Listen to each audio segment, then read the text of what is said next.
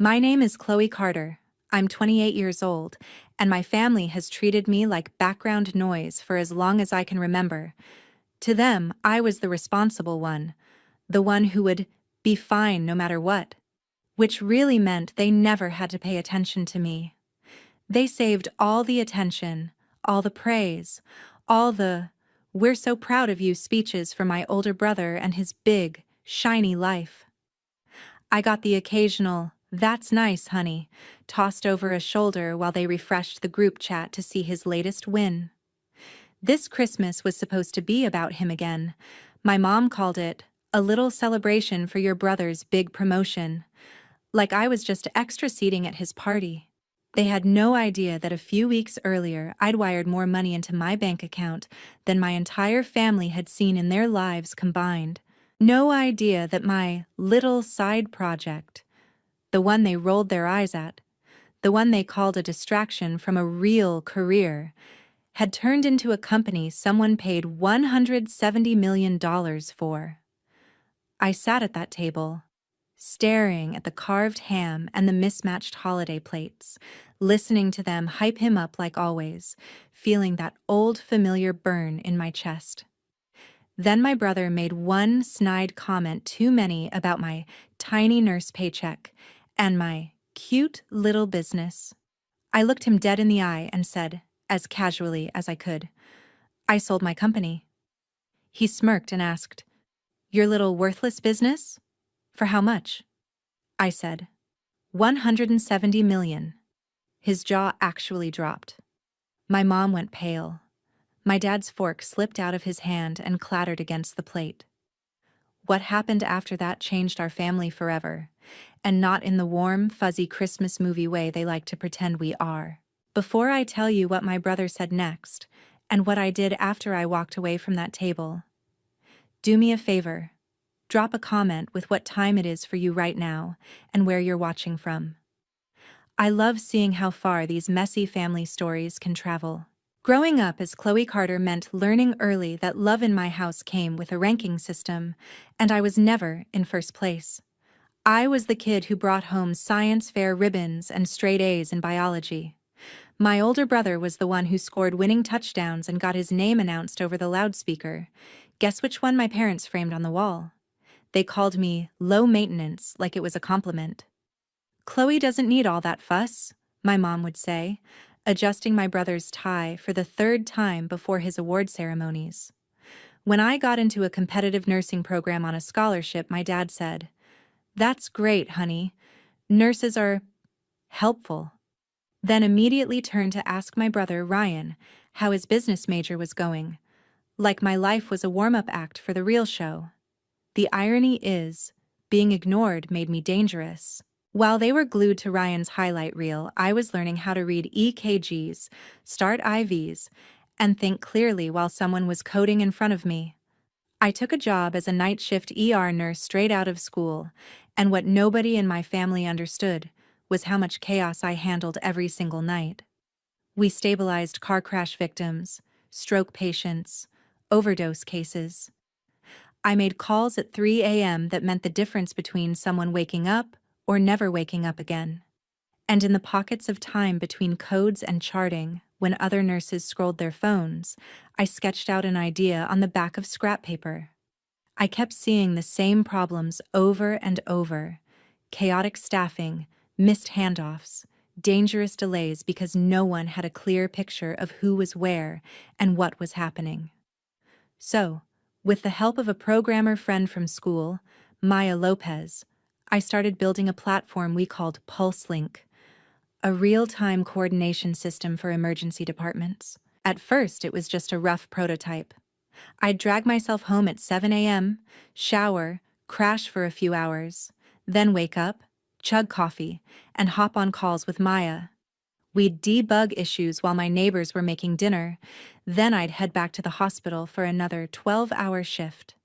My family knew exactly 1% of this. To them, I was still working nights, which translated in my mom's head to still not doing anything worth posting on Facebook.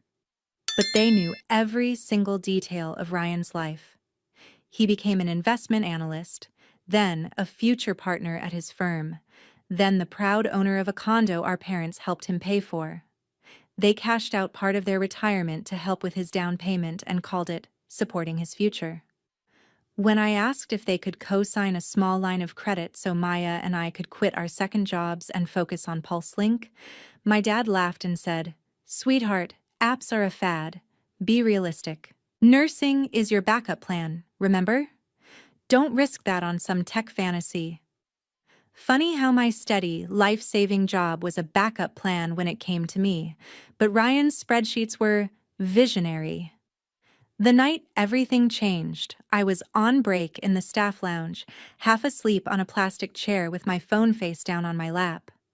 When I finally checked it, I had 3 missed calls from an unknown number and one from Maya, plus a text in all caps. "Answer your phone, we got it." I stepped into the supply closet, heart pounding, and called her back. She was crying and laughing at the same time. The hospital board we'd been pitching to for months had finally agreed to roll out PulseLink as a pilot, and a medical software company we'd been talking to in San Francisco wanted to acquire us outright. The number they mentioned made my knees buckle. It didn't feel real. I finished my shift in a daze, then spent the next week juggling contract calls, NDAs, and lawyers in between triaging patients. While my parents sent me a flyer for Ryan's promotion party at the firm, literally a digital invitation in the family group chat with a champagne emoji, and the words, "So proud of you, Ryan," I was in a glass conference room downtown, signing away a company I had built on energy drinks and pure stubbornness. When the wire finally hit, $170 million, minus legal fees and taxes and the investor slice, there was still more money left than I knew what to do with. I stared at my banking app like it might glitch and disappear. I cried in my car, then went to work that night like nothing had happened, because people still needed their vitals checked and meds passed. I didn't tell my parents. Not because I wanted to hide it, but because I knew exactly what would happen if I did. They'd minimize it, misunderstand it, or turn it into a story about how they always knew I'd do great things, even though they had never asked a single real question. When my mom called a week before Christmas and said, "We're doing a special dinner this year for your brother's promotion. You can make it, right?" I almost laughed. She didn't say, "for the family" or "for the holidays." She said, "for your brother." And that's when the idea really solidified. I wasn't going to show up in designer clothes or drop hints like I was begging for attention. I was going to sit at that table, listen to them talk about him like he walked on water. And when he made one of his usual jabs at my little nurse life, I'd drop the number that would split their reality open. Not to be petty. Okay, maybe a little petty? But mostly because I was tired of being erased in my own family's story. Christmas Day, I parked my same old beat-up Honda at the curb in front of my parents' house, and that alone helped my plan. No flashy car, no luxury handbag, nothing that screamed multimillionaire. Just me in black jeans, a soft green sweater, and the same winter coat I'd had since nursing school. The house looked exactly the same as every other holiday, lights tangled along the gutters, a plastic reindeer leaning slightly to one side, wreath on the door with a faded red bow. Inside, I could already hear my mother's laugh over the music and my dad's deep voice booming about something. I pressed my thumb against the cool metal of the doorknob and forced myself to inhale slowly. This wasn't just about money. This was about walking into the same battlefield I'd grown up on, and refusing to play the same role. "Chloe, finally!" My mom, Linda, swooped in first, smelling like cinnamon and perfume. She gave me a quick hug, then pulled back to smooth my hair like I was 8. "You look tired. Are you still doing those crazy night shifts? I keep telling you, honey, you should find something calmer. You don't want to burn out before you're 30. "Good to see you too, Mom," I said, stepping out of my boots. "Yeah, still nights. Somebody's got to keep people alive while you're sleeping." She tutted like I'd made a dramatic joke and turned away before I even finished speaking. Your brother's already here, she called over her shoulder. He brought that artisanal wine. So thoughtful. We're going to open it with dinner. I followed her into the living room and, sure enough, there was Ryan Carter, standing in the middle of it like he owned the place. Perfect hair, expensive watch, slim-fit dress shirt rolled at the sleeves. He was mid-story, some tale about his boss pulling him aside in the hallway to talk about big future plans. My dad, Paul, sat in his recliner, hanging on every word. Chloe. Ryan finally noticed me and grinned, walking over with his glass in hand. You made it. I know nights can be rough. Did they finally let you out of the hospital dungeon? We don't actually chain patients to the walls anymore, but yeah, they did, I said dryly. He laughed like he thought he was charming. How's what was it, data thing you were messing around with? That app? It's been busy, I said, keeping my face neutral. We've had a lot going on. Well, don't let it distract you from your real work, my dad chimed in, gesturing vaguely. Nursing is a solid job. Practical. And you've always been our practical kid, right? The one we don't have to worry about. Ryan's got a lot riding on him with that firm. Yeah, Ryan added, clinking his glass lightly against Dad's. High stakes. Big dollars. They literally said the words, future partner, in front of the whole team. My mom clasped her hands at her chest. We're just so proud of you, sweetheart. Tonight is all about celebrating you. I stood there, invisible, the way I'd been my entire life. There it was again. We don't have to worry about you. It sounded nice, but what it really meant was, we don't think about you. I moved into the kitchen to help, not because I felt like it, but because it gave my hands something to do other than shake. As I chopped vegetables and stirred sauces, the familiar rhythm of holiday cooking worked like a metronome to calm me. My phone buzzed in my pocket. A text from Maya.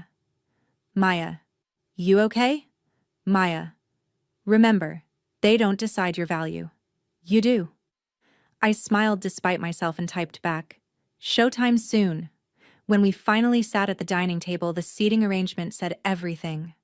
Ryan smack in the middle on one side, flanked by my parents like he was the guest of honor at some gala. They'd put me at the far end near the sideboard, an easy reach for passing dishes and taking plates to the sink, a built-in waitress, classic. As they started pouring wine, my dad lifted his glass. To Ryan, he said, eyes shining. To his promotion, his hard work, and everything he's going to accomplish. We couldn't be prouder. To Ryan, my mom echoed. Our star.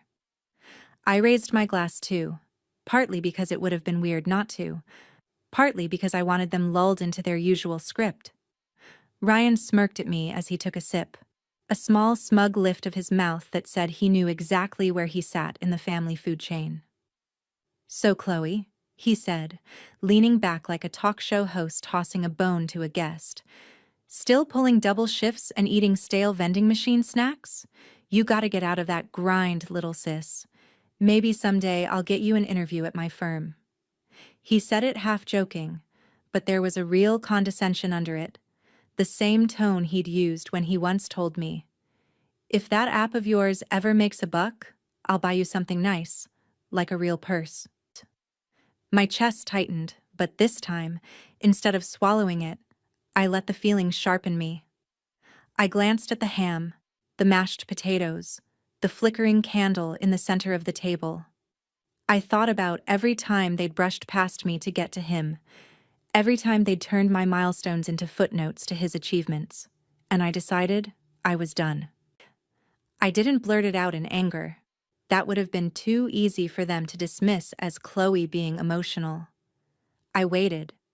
I let them run through their usual loops, Ryan's promotion, the important people at his firm, the huge clients, whose names they dropped even though they barely understood what he did. I added little neutral comments, the kind nurses use when we're assessing a patient. "Oh, wow!" and "That's big!" and "How are you feeling about that?" All while my mind was quietly counting off beats, like a conductor waiting to cue the orchestra. The opening came when my mom turned to me with the polite interest people reserve for small talk. "So, honey, what about you?" she asked, topping off Ryan's glass before mine. "Same hospital? Same, what do you call it, ward?" "ER," I said. "Same ER. But a lot has changed this year." My dad gave a vague nod. "Well, as long as you're stable, that's what matters. God knows the world needs good nurses." My brother snorted softly. "Yeah, and she's got that little app thing, remember? The one she keeps experimenting with." He even did air quotes. "How's that going? Still asking the universe to manifest $1 million?" The table chuckled. It hurt, but it also helped. They were serving me the moment on a silver platter. I set my fork down gently so the sound wouldn't distract from what I was about to say. "Actually," I replied, keeping my voice almost bored, "I'm not manifesting $1 million anymore." Ryan cocked his head. "Oh? You give up on your little fantasy?" "No," I said, meeting his eyes. "I sold my company." The words landed like a glass shattering on tile. The room didn't go silent all at once. It was more like the laughter died in stages, like people realized simultaneously that this wasn't a joke. My mom's smile froze. My dad blinked twice. Ryan frowned like he'd misheard me. "You... what?" he said. "I sold my company," I repeated. "PulseLink, the ER coordination platform I've been building the last few years. We closed the deal 3 weeks ago." His frown turned into a smirk, relieved. Okay, Miss CEO. And how much did your little worthless business go for?" The word worthless had history. He'd thrown it at me in a fight last Thanksgiving when I'd told him I didn't have extra cash to help with a second investment he wanted to make. "You're a nurse, Chloe. You make okay money, but you're not exactly swimming in it. That app is worthless until proven otherwise." I'd let it slide then. Not this time. I took a sip of water, kept my hand steady, and said, 170 million. Ryan laughed, too loud. "Get out of here." "She's joking," my mom said quickly, like she needed to reassert control of the narrative. "That's not funny, Chloe. Money talk is tacky." "I'm not joking," I replied. $170 million.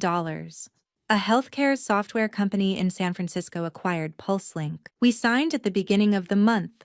I've got a multi-year consulting role and equity in their parent company. After taxes and investor payouts, I'm fine. I watched the color drain from my mom's face like someone had pulled a plug. My dad's jaw slackened. He looked at me the way patients look at a monitor when the numbers don't match how they feel. Confused, disoriented. Ryan's laughter sputtered out. "You're lying," he said. You don't just sell things for that much money. You still drive that crap car. You still live in that apartment with the squeaky steps. If you had that kind of money, we'd know." "Why?" I asked, tilting my head. "You've never asked about my work before. You barely listen when I talk about my patients, let alone my company. You assumed you knew my whole life because you knew my job title. You know the hours I work, but you don't know what I've built with them." My mom clutched her napkin. "Chloe, sweetheart, if this is some kind of joke to ruin your brother's celebration..." "I'm not trying to ruin anything," I cut in, my patience thinning. "I'm sharing my news at a family dinner. That's what this is, right? Family?" My dad cleared his throat, grasping for something solid. "If this is true," he said slowly, "why didn't you tell us? Why wouldn't you come to us first?" That one actually made me laugh. A short, bitter sound. "Come to you first? Like when I asked you to co-sign a tiny line of credit and you told me to be realistic? Like when I tried to explain what PulseLink did and you said you didn't understand that tech stuff and changed the subject back to Ryan's quarterly bonus. The room went still. Ryan's eyes flicked between my parents and me, something like panic starting to flicker in them. He was used to being the main character here. Suddenly, he wasn't. "Okay," he said, forcing a chuckle. "Let's say this is real. Show us. Show me your account. Show me something." He sounded almost frantic. Normally, I'd hate the idea of pulling out my phone and proving my worth with numbers, but in this moment I knew exactly what I was doing. I opened my banking app under the table, pulled up one of the accounts, and set the phone face up between us. I didn't show all of it, just enough. Enough zeros to make my dad suck in a breath and my mom's hand fly to her mouth. Enough for Ryan's eyes to widen, then narrow, like he was trying to do complicated math in his head. Math that ended with one conclusion. He wasn't the most successful child anymore. "Holy," Ryan muttered, cutting himself off only because our mom gave him the look she reserves for bad language and spilled gravy. He stared at the screen like he could will the numbers to change. "This doesn't make sense." "You? How?" That one little word said everything. You. The girl they didn't have to worry about. The nurse who worked nights and wore sensible shoes. The sibling who sat quietly and clapped on command while they toasted Ryan's every move. "It's not that complicated," I said. "I saw a problem at work. I built something to fix it, and people in positions of power saw the value. They paid accordingly." "But you never said anything," my mom whispered. "Not a word. We're your parents. We should have known." "Should you?" I asked. "Because every time I tried to talk about PulseLink, you talked over me. I'd try to explain and you'd say, 'That's nice, honey.' Then ask Ryan how his big meeting went. You knew every detail of his job, but you can't even tell me the name of the hospital where I work without thinking for a second." My dad bristled. "Now hold on. We've supported you. We've always been proud of you." I leaned forward, the years of swallowed words finally clawing their way out. "You supported Ryan. You dipped into your retirement to help with his condo. You co-signed on his first car. When he tanked that can't-miss investment 2 years ago, you called it a learning experience. When I asked for a fraction of that support, you told me I was being reckless." Ryan's face flushed. "That's not fair," he snapped. "They knew I had real prospects. You were just playing with code on your laptop." "You mean the code you laughed at when I showed you the early dashboard?" I asked. "The one you said looked like a school project before you took a photo and sent it to your friends as a joke?" He opened his mouth, then shut it. The memory clearly hit. Our mom looked back and forth between us, shaken. "We didn't know," she murmured. "We had no idea it was serious. Why didn't you push harder? Make us listen?" There it was. The blame turned back on me. Classic. "Because I was tired," I said quietly. Tired of begging my own parents to treat me like more than an accessory to Ryan's success story. Tired of explaining my life to people who'd already decided who I was. The room felt tight, the air hot despite the snow outside. My dad set his fork down, forgotten. "So what now?" he asked, his voice oddly small. "You're rich. You don't need us." "I've never needed you for money," I said. "I needed you to care. I needed you to look at me and see more than someone who would be fine no matter what." Ryan suddenly pushed back his chair, the legs scraping harshly on the floor. "So what? You came here to flex," he demanded. "To humiliate me? To make them feel guilty? You couldn't just tell us like a normal person you had to do it at my celebration dinner?" "You mean the Christmas dinner my parents renamed for your promotion?" I shot back. "The one they introduced to me as your brother's big night? If this is really just about family and not about worshiping you, why does my success feel like an attack?" He glared at me, jaw clenched. "You always played the victim," he said. "You never asked for more. You never said you wanted the spotlight." "I didn't want the spotlight," I answered. "I wanted room to exist. There's a difference." Another heavy silence fell. I could tell my parents were trying to catch up, mentally rewriting years of family history on the fly. That was their problem, not mine. I wasn't here to babysit their guilt. I was here to finally, fully, step out of the box they'd shoved me into. I took my phone back and locked it. "I didn't come here to beg for validation," I said, pushing my chair back. "I came here to tell you who I am now. Whether you can handle that is up to you." As I stood, my mom reached for my wrist. "Chloe, wait," she pleaded. We just need time. This is a lot." "I've given you 28 years, I replied. "Time isn't the issue." I walked away from that table, past the tree and the stockings with our names on them, past the family photos lining the hall, most of them featuring Ryan front and center, me blurred at the edges. In the hallway mirror, I caught a glimpse of myself. Calm, not shattered. It surprised me. I wasn't the desperate girl I'd been at 16, waiting for her parents to look up from the bleachers and notice her too. I was a woman who had built something world-changing while they weren't looking. Whether they ever caught up was no longer life or death for me. I didn't get far before the storm hit. "Chloe!" Ryan's voice followed me down the hallway, sharp and raw in a way I wasn't used to hearing. I turned just as he caught up. His usual polished composure cracked. "You can't just drop a bomb like that and walk out." "Watch me," I said. "I've spent my whole life swallowing things so you didn't feel threatened." "Threatened?" He barked out a laugh that had no humor in it. "You think I'm threatened by you?" "You are now," I said.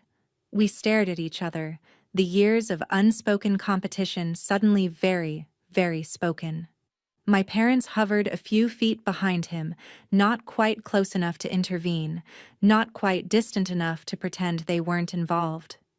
"You don't understand what you've done," Ryan said, shifting tactics. "You made me look like an idiot back there. You know my boss is friends with Dad on Facebook. What happens when this gets out? When people hear my little sister built a company worth that much and I didn't even know?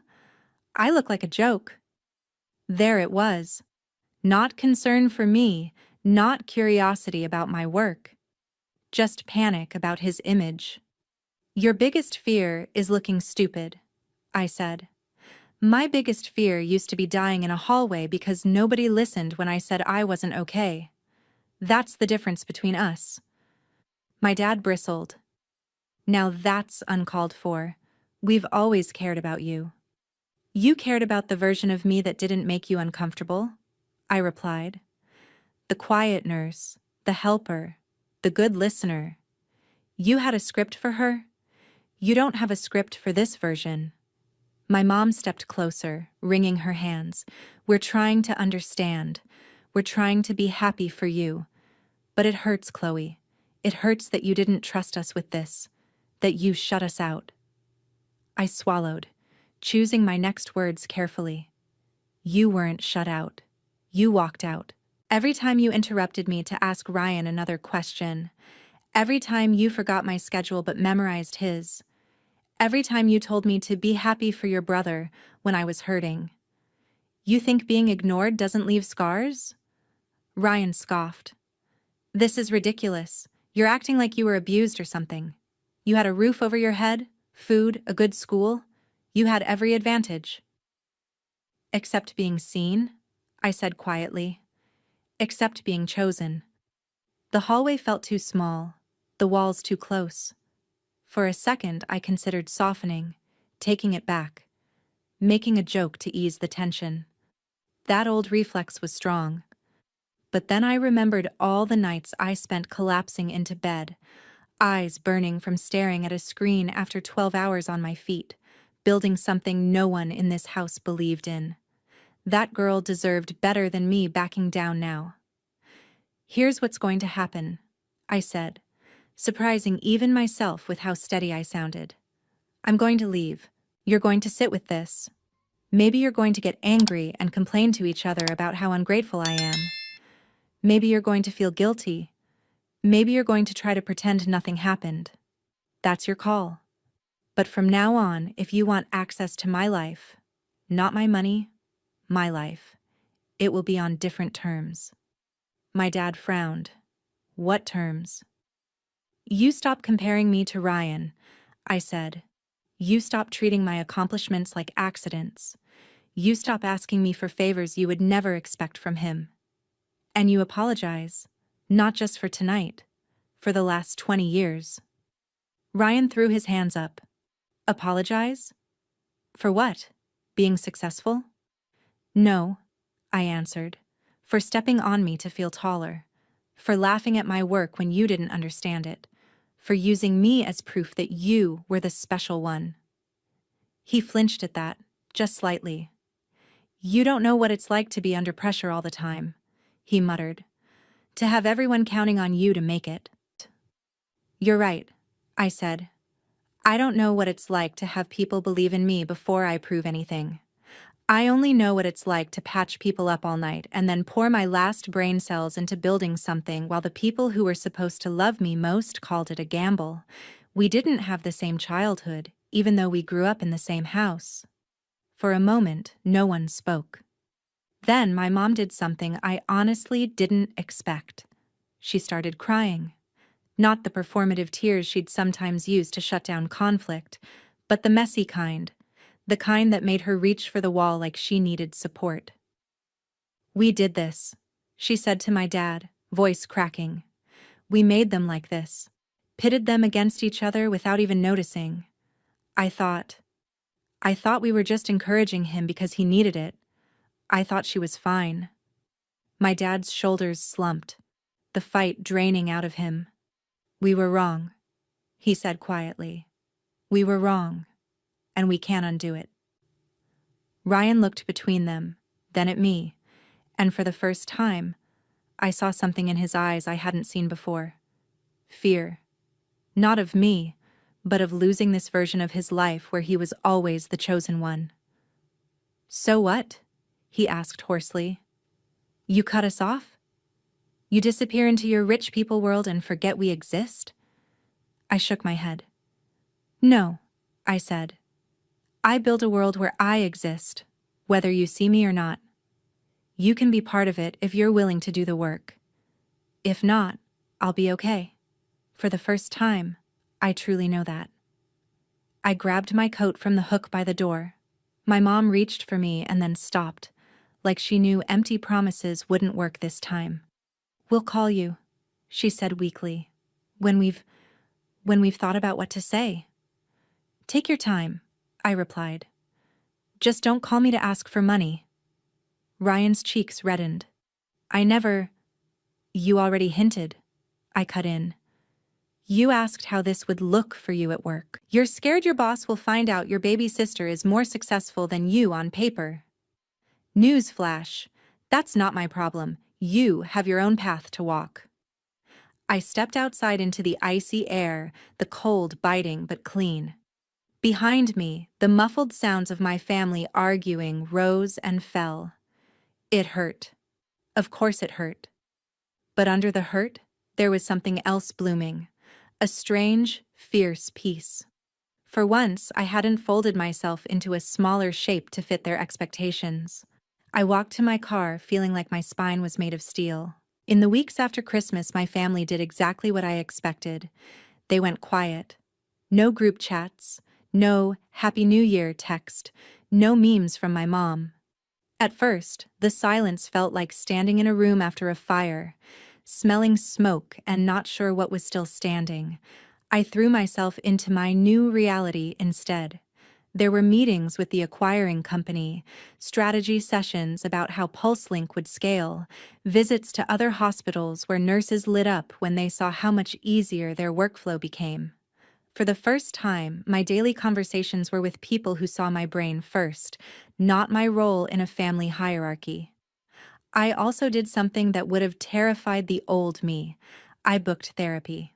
Not because I was broken, but because I was tired of dragging old wounds into new rooms. A lot of those sessions were about my parents, about how being the ignored kid can feel easier than being the problem kid, but it still eats you alive slowly, about how favoritism isn't just unfair, it's a form of emotional neglect for everyone involved. My therapist said something that stuck with me. When a family chooses a golden child, they don't just hurt the scapegoat or the invisible kid. They also set the golden child up to crash when the world doesn't treat them the same way. I didn't fully understand what she meant until the second week of January, when Ryan called. I stared at his name flashing on my phone for a long moment before answering. "Hello," I said, keeping my voice neutral. "Hey," he replied. He sounded smaller. "Can you talk?" "A little," I said. "What's up?" There was a pause, then a bitter laugh. "You know how I said your little show at dinner would make me look stupid at work?" "I remember," I said. "You were very concerned about that." "Yeah, well," he said.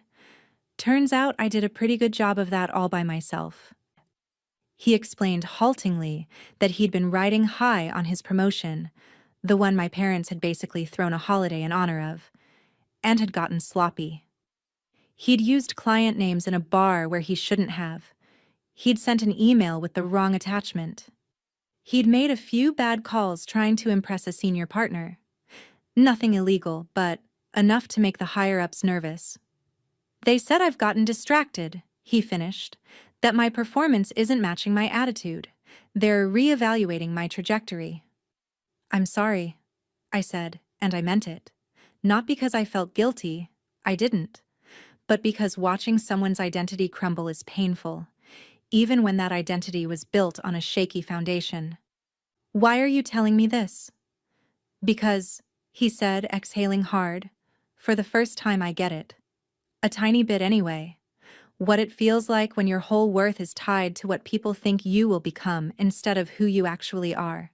And when that starts to slip, you don't know who you are without it." I sat down on my couch, the weight of his words settling around me.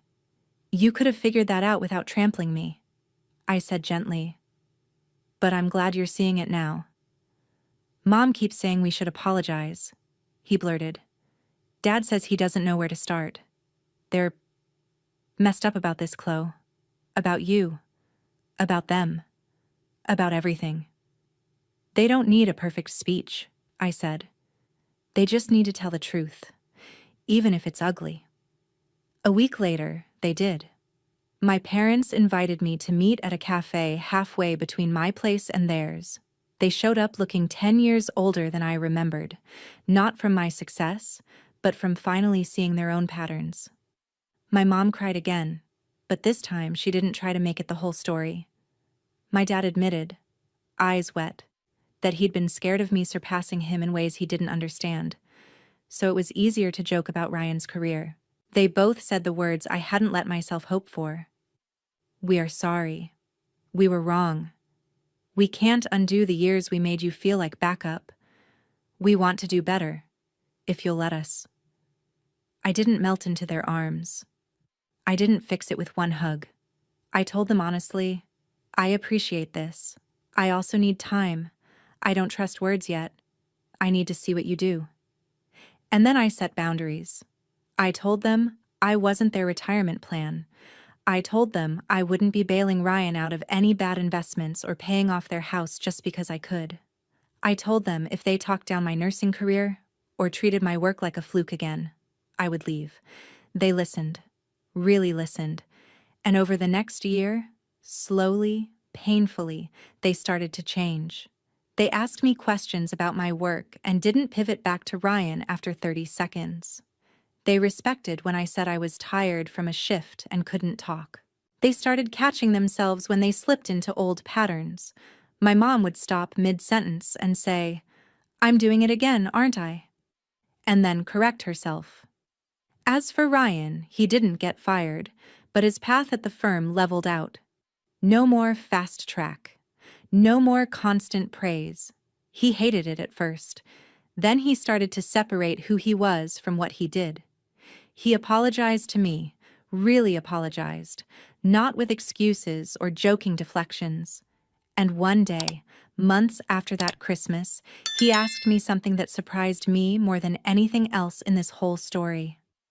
"Do you think," he said, "you'd ever let me intern or work at something you build? Not as your brother? Just as some guy starting over?" I thought about it for a long second. "Maybe," I said, "if you're okay with starting at the bottom and being taught by people who aren't impressed by your last name." He laughed, but there was humility in it this time. "Fair." Here's what I learned from all of this, and what I'd want anyone watching to take away. Family favoritism isn't just unfair, it's a slow kind of harm. It tells one kid they're never enough, and another that they're only enough when they're shining. It makes the ignored child doubt their worth, and the golden child terrified of falling. Standing up for yourself in that system isn't selfish, it's survival. Setting boundaries with your parents isn't disrespectful. Sometimes it's the only way to break a pattern that would otherwise pass down to the next generation. And your value does not start when your family finally sees it. It has been there the whole time. My parents ignoring me for years didn't erase my worth. It just delayed the moment they had to face it. Our team at Revenge Red is dedicated to crafting meaningful, emotionally rich stories that resonate with real-life struggles. We promise that these are fictional stories, created purely to share valuable lessons and positive, educational messages with our viewers. This script highlights the educational value of self-worth, emotional boundaries, and the long-term impact of family favoritism. It encourages viewers to reflect on mental health, healthy communication, and the importance of recognizing every person's potential. Through this story, we hope people learn to build more respectful, understanding, and supportive relationships in their own lives.